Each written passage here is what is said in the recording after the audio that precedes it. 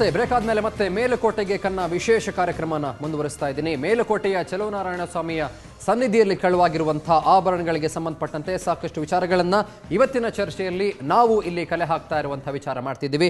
ನಾನೀಗ ರಮೇಶ್ ಶರ್ಮಾ ಅವರನ್ನ ಮಾತನಾಡ್ತೀನಿ. ರಮೇಶ್ ಶರ್ಮಾ ಅವರೇ, ಅಷ್ಟು ಐತಿಹ್ಯ ಇರುವಂತಹ ದೇವಸ್ಥಾನದ ಆಭರಣಗಳು ಮಕ್ಕಳ ಆಟಿಕೆ ತರ ಕಳುವಾಗ್ತಿದೆ ಅಂತಂದ್ರೆ ಅದರ ಹೊಣೆಯನ್ನ, ಅದರ ಜವಾಬ್ದಾರಿಯನ್ನ ಈಗ ಯಾರು ಹೊರಬೇಕಾಗತ್ತೆ ಅಂತೀರಿ? ಅದರ ಜೊತೆಗೆ ಇಲ್ಲಿ ಪ್ರಮುಖವಾದ ಪ್ರಶ್ನೆ ಏನು ಅಂತಂದ್ರೆ, ಒಂದು ದೇವಸ್ಥಾನ ಅಂತಂದ್ರೆ ಅಲ್ಲಿ ಅಷ್ಟು ಆಸ್ತಿ ಪಾಸ್ತಿ ಇದೆ ಅಂತಂದ್ರೆ ಅದನ್ನ ಯಾರು ನೋಡ್ಕೊಳ್ಳುವಂತ ಜವಾಬ್ದಾರಿ ಯಾರ್ದಿರುತ್ತೆ? ಯೂಶಲಿ ಇಲ್ಲಿ ಮುಖ್ಯವಾಗಿ ನಾವು ಗಮನಿಸಬೇಕಾಗಿರುವಂಥದ್ದು, ಭಗವಂತನಿಗೆ ಒಂದು ದೇವಸ್ಥಾನಕ್ಕೆ ಒಂದು ಒಡವೆಯನ್ನು ಕೊಡುವಂಥ ಸಂದರ್ಭದಲ್ಲಿ ಅಳತೆ ಇಲ್ದ್ರೆ ಯಾವುದೇ ಒಂದು ಒಡವೆ ಕೊಡಕ್ಕಾಗಲ್ಲ. ಅಂದ್ರೆ ಆ ಭಗವಂತನ ವಿಗ್ರಹ ಎಷ್ಟು ಎತ್ತರ ಇದೆ, ಸ್ಪಷ್ಟವಾಗಿ ದಾಖಲೆಗಳಲ್ಲಿ ನಮೂದಾಗಿರ್ಬೇಕಲ್ವಾ, ಇಂತಿಂತ ಬಂತು, ಇಂತಿಂತ ಇದೆ ಅಂತ. ಹೌದು, ಅದು ಆಗ್ಬೇಕು. ಆಗೋದಕ್ಕೆ ಮೊದಲು ಆ ಒಡವೆನ ಮಾಡಿಸ್ಬೇಕಾದ್ರೆ ಒಂದು ಅಳತೆ ಕೊಡಬೇಕು. ಆ ಅಳತೆ ಯಾರು ಕೊಡಕ್ ಸಾಧ್ಯ ಆಗುತ್ತೆ? ಅರ್ಚಕರು ಮಾತ್ರ ಕೊಡಕ್ ಸಾಧ್ಯ ಆಗುತ್ತೆ. ಅರ್ಚಕರು ಅಳತೆ ಕೊಟ್ಟಿರೋದ್ರಿಂದಾನೇ ಆ ಒಡವೆ ದಾನಿ ಆದಂತವ್ರು ಮಾಡಿಸ್ಕೊಂಡು ಬಂದು ಅಲ್ಲಿ ಭಗವಂತನಿಗೆ ಕೊಟ್ಟಿರ್ತಾರೆ. ಆ ಒಡವೆ ಅಲ್ಲಿ ಭಗವಂತನಿಗೆ ಹಾಕಿದ್ದಾದ್ಮೇಲೆ ಆ ನಂತರದಲ್ಲಿ ಅದನ್ನ ಅರ್ಚಕರು ಜವಾಬ್ದಾರಿ ತಗೊಂಡು ಅದನ್ನ ಅಲ್ಲಿನ ಕಮಿಟಿ ಅಂತ ಏನಿದೆ ಆ ಕಮಿಟಿಗೆ ಸೇರಿಸಿ ಆ ನಂತರದಲ್ಲಿ DC ಆಗ್ಬೋದು, ಮುಜರಾಯಿ ಕಮಿಷನರ್ ಆಗ್ಬೋದು, ಎಲ್ಲರೂ ಕೂಡ ವರದಿ ಕೊಡಬೇಕಾಗತ್ತೆ. ಈ ರೀತಿಯಾದಂಥ ಒಂದು ಒಡವೆ ಬಂದಿದೆ, ಇಂಥ ದಾನಿ ಕೊಟ್ಟಿದ್ದಾರೆ, ಅದು ಇಷ್ಟಿದೆ, ಇಂಥ ಕಡೆಯಲ್ಲಿ ಇಟ್ಟಿದೆ, ಈ ರೀತಿ ಸೇಫ್ ಆಗಿರ್ಬೇಕು ಅಂತ ಅಲ್ಲಿನ ಖಜಾನೆ ಏನಿದೆ ಅದರಲ್ಲಿ ಇಡಬೇಕಾಗುತ್ತೆ. ಆದರೆ ಈ ದೇವಸ್ಥಾನದಲ್ಲಿ ಇನ್ನೊಂದು ಏನಪ್ಪಾ ಅಂದ್ರೆ, ಯಾವುದೇ ಒಂದು ಬೆಳ್ಳಿ ಆಭರಣಗಳಿರುತ್ತೆ ಇದೆಲ್ಲವೂ ಕೂಡ ಪರಿಚಾರಕರ ಹತ್ರ ಇರುತ್ತೆ. ಬಂಗಾರದ್ದಾಗ್ಬೋದು, ಈ ವಜ್ರ ಇದೆಲ್ಲ ಏನಿದೆ ಇದೆಲ್ಲವೂ ಕೂಡ ಅರ್ಚಕರ ಒಂದು ಜವಾಬ್ದಾರಿಯಲ್ಲಿ ಇರಬೇಕಾಗುತ್ತೆ. ಇದು ಭಗವಂತನಿಗೆ ಹಾಕಿರೋದಿದೆ, ಅಲ್ಲಿ ನಿದರ್ಶನ ನಮ್ಮ ಕಣ್ಣೆದುರುಗಡೆ ಫೋಟೋ ಕಾಣ್ತಾ ಇದೆ.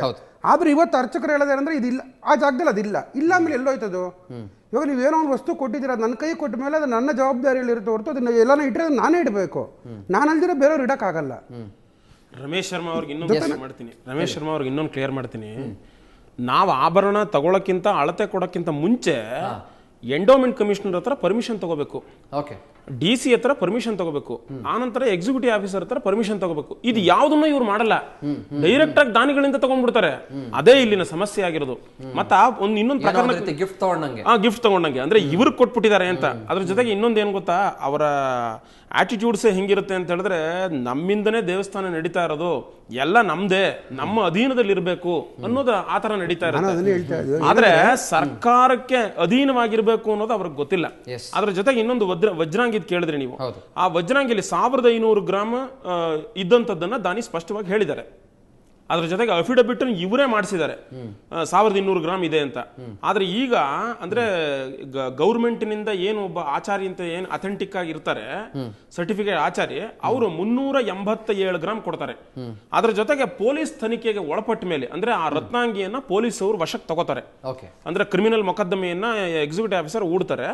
ಆನಂತರ ವರದರ ನರಸರಾಜ್ ಭಟ್ರನ್ನ ಅದನ್ನ ಕ್ರಿಮಿನಲ್ ಒಪ್ಪಿಸ್ಕೋಬೇಕು ಅಂತ ಹೇಳಿ ಕೊಡ್ತಾರೆ. ಅದ್ ಕೊಟ್ಟ ಮೇಲೆ ಈ ರತ್ನಾಂಗಿ ಪ್ರಕರಣವನ್ನ ತಗೋತಾರೆ.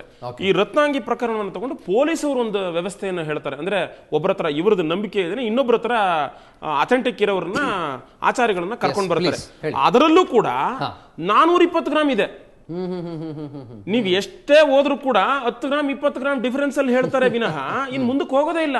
ಪೊಲೀಸ್ ತನಿಖೆಗೆ ಬಂದಿರುವಂತದ್ದು ಕೂಡ 420 ಗ್ರಾಮ್ ಇದೆ ಅಂತ ಹೇಳಿದ್ರೆ ಇಲ್ಲಿ ಸ್ಪಷ್ಟವಾಗಿ ಅಂತ ಹೇಳುತ್ತೆ. ಎಸ್ ಶ್ರೀನಿವಾಸನ್ ಅವರೇ, ನೀವು ಈಗ ಈ ವಿಚಾರಕ್ಕೆ ಸಂಬಂಧಪಟ್ಟಂತೆ ಜಿಲ್ಲಾಧಿಕಾರಿಗಳನ್ನ ಭೇಟಿ ಮಾಡಿದ್ರಿ, ಏನು ಉತ್ತರ ಬಂತು ಅವರಿಂದ?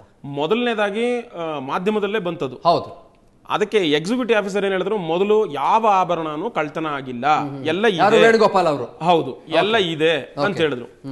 ಅದ್ರ ಜೊತೆಗೆ ಜಿಲ್ಲಾಧಿಕಾರಿಗಳು ಹೇಳಿದ್ರೆ, ನೋಡಿ ನಾವು ಪರಿಶೀಲನೆ ಮಾಡಿ ಹೇಳ್ತೀವಿ, ಅದು ನನಗೆ ಗೊತ್ತಿಲ್ಲ ಅಂತ ಹೇಳಿದ್ದಾರೆ. ಆನಂತರ ಮಾಹಿತಿ ಹಕ್ಕಲ್ಲಿ ಕೇಳಿದ ಮೇಲೆ ನಾವು 30ನೇ ತಾರೀಕು ಕೇಳ್ತಾ ಇದೀವಿ, 31ನೇ ತಾರೀಕು ಕೇಳ್ತಾ ಇದೀವಿ. 31ನೇ ತಾರೀಕು ಕೇಳಿದ ಮೇಲೆ ಆನಂತರ ಅವರ 6ನೇ ತಾರೀಕೆ ನಮಗೆ ರೆಡಿ ಮಾಡಿ ಇಟ್ಬಿಟ್ಟಿದ್ದಾರೆ ನಮಗೆ ಕೊಡಕ್ಕೆ. ಆನಂತರ 5ನೇ ತಾರೀಕು ಒಬ್ಬರಿಗೆ ನೋಟಿಸ್ ಕೊಡ್ತಾರೆ, ಅಂದ್ರೆ ಪರಿಚಾರಕರಿಗೆ ಅರ್ಚಕರಿಗೆ ನೋಟಿಸ್ ಕೊಡ್ತಾರೆ. ಈ ನೋಟಿಸ್ ಕೊಟ್ಟ ಮೇಲೆ ಏನು, ಈ ಪದಾರ್ಥ ಎಲ್ಲಿದೆ ಅಂದ್ರೆ ನಾವು ಫೋಟೋ ಲಗತ್ಸಿದ್ವಿ. 2009ರಲ್ಲಿ ಈ ಆಭರಣಗಳನ್ನ ಧರಿಸಿ ಆನಂತರ ಈ ಉತ್ಸವವನ್ನು ಮಾಡಿರೋದು ಸ್ಪಷ್ಟವಾಗಿ ಕಾಣುತ್ತೆ. ಎಲ್ಲಾ ಇಂಟರ್ನೆಟ್ಗಳಲ್ಲೂ ಹರಿದಾಡ್ತಿದೆ, ಎಲ್ಲಾ ಫೋಟೋಗಳು ಬರ್ತಾ ಇದೆ. ಆ ಆಭರಣಗಳು ಎಲ್ಲಿ ಅಂತ ನಾವು ಕೇಳಿದ್ವಿ ಎಕ್ಸಿಕ್ಯೂಟಿವ್ ಆಫೀಸರ್ನ. ಆ ಆಭರಣ ಇದೆ ಅಂತ ಮೊದಲು ಸುವರ್ಣ ಸುದ್ದಿವಾಹಿನಿಯಲ್ಲಿ ಬಂತದ್ದು. ಆನಂತರ ಅದು ಎಲ್ಲೋಯ್ತು ಅಂತ ಆಭರಣ ಕೇಳಿದ್ವಿ, ಎಲ್ಲೂ ಹೋಗಿಲ್ಲ, ಇಲ್ಲೇ ಇದೆ ಅಂತ ಸುವರ್ಣ ನ್ಯೂಸ್ ಹೇಳಿದ್ರು. ಆದ್ರೆ ಅದೇ ಮಾಹಿತಿ ಕೊಡಬೇಕಾದ್ರೆ ಎಕ್ಸಿಕ್ಯೂಟಿವ್ ಆಫೀಸರ್ ಇವತ್ತು ಯಾವ ಆಭರಣಗಳು ಇಲ್ಲ ಅಂತ ಹೇಳಿದ್ರೆ ಎಷ್ಟರ ಮಟ್ಟಿಗೆ ಜವಾಬ್ದಾರಿಯನ್ನು ವಹಿಸಿಕೊಂಡಿದ್ದಾರೆ ಅನ್ನೋದು ಇಲ್ಲಿ ಸ್ಪಷ್ಟವಾಗಿ ಗೊತ್ತಾಗುತ್ತೆ. ಅದ್ರ ಜೊತೆಗೆ ಈ ಜಿಲ್ಲಾಧಿಕಾರಿಗಳು ಇದನ್ನು ಸ್ಪಷ್ಟವಾಗಿ ನೋಡಬೇಕು. ಎಲ್ಲೋ ಒಂದ್ ಕಡೆ ಶ್ರೀನಿವಾಸನ್ ಅವರೇ, ಈ ಎಲ್ಲಾ ಊಹಾಪೋಹಗಳಿಗೆ, ಈ ಎಲ್ಲಾ ಗೊಂದಲಗಳಿಗೆ ವೇಣುಗೋಪಾಲ್ ಸ್ಪಷ್ಟವಾದಂತ ಕಾರಣ ಆಗ್ತಾರೆ ಅಂತ ಅನ್ಸುತ್ತಾ ನಿಮಗೆ? ಅಲ್ಲ, ನಾವು ಅವ್ರು ಎಲ್ಲರೂ ಕಾರಣ ಆಗ್ತಾರೆ, ಒಬ್ರು ಮಾತ್ರ ಕಾರಣ ಆಗಲ್ಲ. ಯಾಕಂದ್ರೆ ಅವರಿಂದ ಹಾರಿಕೆ ಉತ್ತರಗಳು ಬಂದಿದ್ದ ಉತ್ತರ ಆಗಿತ್ತು. ನೀವೇ ನೋಡಿದ್ರಿ, ಸುವರ್ಣ ನ್ಯೂಸ್ ಅಲ್ಲಿ ಪ್ರಸಾರ ಆದಾಗ ಏನು ಇಲ್ಲ ಅಂತ ಹೇಳ್ಬಿಟ್ರು. ಆದ್ರೆ ಈಗ ಮಾಹಿತಿಯಲ್ಲಿ ಲಭ್ಯ ಆಗ್ತಾ ಇದೆಯಲ್ಲ, ಅದು ಯಾವ ಆಭರಣಗಳು ದೇವಸ್ಥಾನದಲ್ಲಿ ಇಲ್ಲ ಅಂತ ಆಗ್ತಾ ಇದೆಯಲ್ಲ. ಅದರ ಜೊತೆಗೆ ಕಿರೀಟ, ಶಂಕು, ಚಕ್ರ ಮತ್ತು ಗದಾಂಗಿ ಅಂತೇಳಿ ಇದೆಲ್ಲ ಆಭರಣ ಹರಳುಗಳು ನೋಡಿದ್ರೆ ಅದ್ಭುತವಾಗಿವೆ. ಇದಕ್ಕೆ ಪಾಂಡಿಯನ್ ಕೊಂಡೆ ಅಂತ ಹೇಳ್ತಾರೆ. ಕಿರೀಟಕ್ಕೆ ಪಾಂಡಿಯನ್ ಕೊಂಡೆ ಅಂತ ವಿಶೇಷವಾದಂತಹ ಕೊಂಡೆ ಅದು. ಮತ್ತು ಈ ಶ್ರೀವಿಲ್ಲಿಪುತ್ತೂರು ಆ ಭಾಗದಲ್ಲಿ ಇರತಕ್ಕಂತಹ ರಾಜ ಹಾಕೋತಾ ಇದ್ದಂತಹ ಒಂದು ಕೊಂಡೆ ಅಂತ ಹೇಳುತ್ತೆ ಅದನ್ನ, ಅಂದ್ರೆ ಕಿರೀಟ ಅಂತ ಹೇಳುತ್ತೆ. ಅಂತಹ ಕಿರೀಟವನ್ನ ದೇವರಿಗೆ ಅರ್ಪಿಸಬೇಕು ಅಂತ ಹೇಳಿ ಒಬ್ಬ ಭಕ್ತರು ಅರ್ಪಿಸಿದ್ದಾರೆ. ಶಂಖ ಒಬ್ರು ಮಾಡ್ಕೊಟ್ಟಿದ್ದಾರೆ, ಚಕ್ರ ಒಬ್ರು ಮಾಡ್ಕೊಟ್ಟಿದ್ದಾರೆ, ಗದಾಂಗಿ ಒಬ್ರು ಮಾಡ್ಕೊಟ್ಟಿದ್ದಾರೆ. ಈ ರೀತಿಯಾದಂತಹ ದೇವಸ್ಥಾನದ ಆಫೀಸ್ಗೆ ಗೊತ್ತಿಲ್ದೇನೆ ಅರ್ಚಕರು ಎಲ್ಲಾರ ಕೈಲೂ ವಸೂಲು ಮಾಡ್ಬಿಟ್ಟು ಆ ಆಭರಣಗಳನ್ನೆಲ್ಲ ಮಾಡಿಸಿ. ನೀವು ಆ ಕಿರೀಟದ ಬಗ್ಗೆ ಇನ್ನಷ್ಟು ಸಾಧ್ಯವಾದ್ರೆ ವಿವರಿಸಬಹುದಾ? ಯಾವ ರೀತಿ ಇರುತ್ತೆ, ಯಾವ ವಸ್ತುಗಳಿಂದ ಮಾಡಿರ್ತಾರೆ? ಸಾಧ್ಯ ಇದೆ ಇದಕ್ಕೆ ಚಿನ್ನದಿಂದ ಮತ್ತು ಬೆಳ್ಳಿಯಿಂದ ಮಾಡಿರ್ತಾರೆ. ಅಂದ್ರೆ ಇವತ್ತಿನ ಕಾಲಕ್ಕೆ ಮೊದಲ ಚಿನ್ನದಿಂದನೇ ಮಾಡಿರ್ತಾರೆ. ಅಂದ್ರೆ ಪಾಂಡಿಯನ್ ಕೊಂಡೆ ಅಂತ ಹೇಳಿದ್ರೆ ವಿಶೇಷವಾದಂಥದ್ದು ತಮಿಳುನಾಡಿನ ಶೈಲಿ ಆಗಿರುತ್ತದೆ. ಪಾಂಡ್ಯ ರಾಜನ ಒಂದು ವಿಶೇಷವಾದಂತಹ ಶೈಲಿ ಅಂತ ಹೇಳುತ್ತೆ.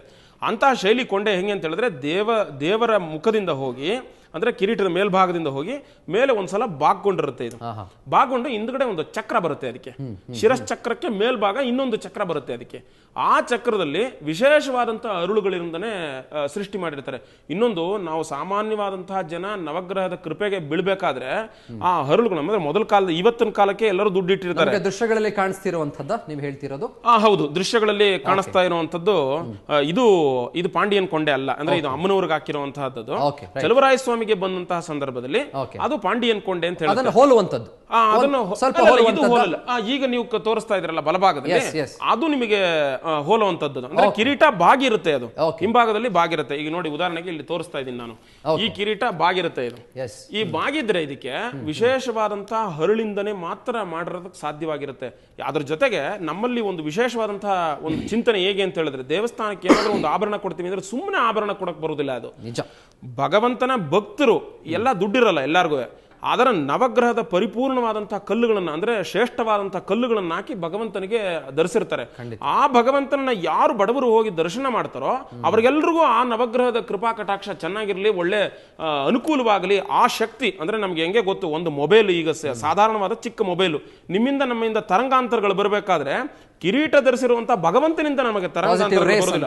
ಹೌದು, ಆ ಒಂದು ರೇಸ್ ಬರ್ಲಿ ಎಲ್ಲರಿಗೂ ಅಂತ ಹೇಳಿ ಭಗವದ್ ಭಕ್ತರು ಯಾರೋ ಒಬ್ರು ಅದನ್ನ ಮಾಡ್ಕೊಟ್ಟಿರ್ತಾರೆ. ಇಂತಹ ಸಂದರ್ಭದಲ್ಲಿ ಒಂದು ಹಾರಿಕೆ ಉತ್ತರ ಕೊಡೋದಾಗ್ಬೋದು ಅಥವಾ ಅರ್ಚಕರು ನೇರವಾಗಿ ಪಡೆಯೋದಾಗಿರ್ಬೋದು, ಎಷ್ಟರ ಮಟ್ಟಿಗೆ ದೊಡ್ಡ ಅಪರಾಧ ಅಂತ ಹೇಳಿದ್ರೆ ಇದು ಯಾಕೆ ಇಷ್ಟೊಂದು ದೊಡ್ಡ ಪ್ರಕರಣ ಆಗ್ಬೋದು ಅಂತ ಕೇಳಿದ್ರೆ, ಇದು ರಾಜ್ಯದಲ್ಲೇ ಒಂದು ದೊಡ್ಡ ಕೆಟ್ಟ ಹಗರಣ ಅಂತ ಹೇಳಿ ಈ ಮೇಲ್ಕೋಟೆ. ವೀಕ್ಷಕರೇ, ನೀವು ಕೂಡ ಗಮನಿಸ್ತಿದ್ದೀರಿ, ಯಾವುದೇ ಒಂದು ದೇವಸ್ಥಾನ ಅಂತಂದ್ರೂ ಕೂಡ ಅದರಲ್ಲೂ ಇಷ್ಟು ಐತಿಹ್ಯ ಇರುವಂತಹ ದೇವಸ್ಥಾನ ಅಂತಂದ್ರೆ ಅದಕ್ಕೆ ಒಂದು ವ್ಯವಸ್ಥಾಪನಾ ಸಮಿತಿ ಅಂತ ಇರುತ್ತೆ. ಆದ್ರೆ ಈಗ ವ್ಯವಸ್ಥಾಪನಾ ಸಮಿತಿಗಳನ್ನ ವಜಾಗೊಳಿಸಲಾಗಿದೆ. ಆದ್ರೆ ಈ ಎಲ್ಲ ಆಭರಣಗಳು ಕಳುವಾದಂತಹ ಟೈಮಲ್ಲಿ ಆ ವ್ಯವಸ್ಥಾಪನಾ ಸಮಿತಿ ಇತ್ತು. ಆ ಟೈಮಲ್ಲಿ ಆ ದೇವಸ್ಥಾನದ ಎಲ್ಲ ಆಗು ಹೋಗುಗಳನ್ನ ನೋಡ್ಕೊಳ್ಳುವಂತ ಜವಾಬ್ದಾರಿ ಕೂಡ ಆ ಒಂದು ವ್ಯವಸ್ಥಾಪನಾ ಸಮಿತಿ ಮೇಲೆ ಇತ್ತು. ಇಷ್ಟೆಲ್ಲ ಆಗ್ತಿದ್ರು ಕೂಡ ಆ ಸಮಿತಿ ಏನ್ ಮಾಡ್ತಿತ್ತು? ಚರ್ಚೆ ಮಾಡ್ತೀನಿ ಒಂದು ವಿರಾಮದ ನಂತರ.